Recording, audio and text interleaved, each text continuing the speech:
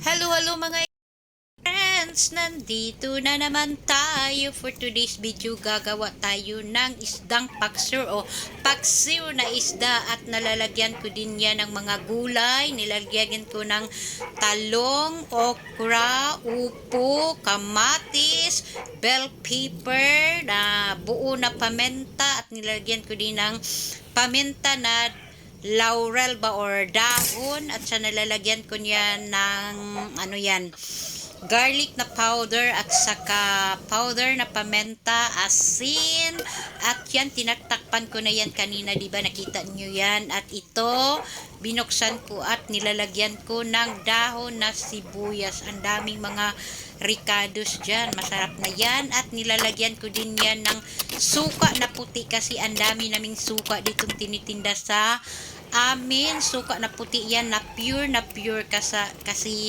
pag naluluto yan ang sarap kasi ang suka ay pure. At ano na yan, i-mekos-mekos natin yan kasi na malapit na yan maluto. Yun lang. Thank you so much for watching and follow for more. Bye-bye!